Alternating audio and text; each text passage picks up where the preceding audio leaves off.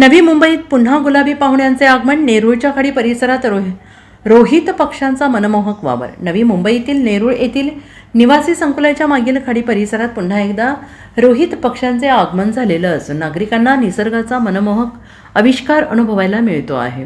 दरवर्षीप्रमाणे यंदाही मोठ्या संख्येनं हे स्थलांतरित पक्षी दाखल झाल्याने परिसराच्या सौंदर्यात आणखीनच भर पडते आहे. सकाळच्या वेळी आणि सायंकाळच्या वेळेत खाडी परिसरात गुलाबी रंगाच्या रोहित पक्ष्यांचे थवे पाहण्यासाठी नागरिक मोठ्या संख्येनं गर्दी करत आहेत.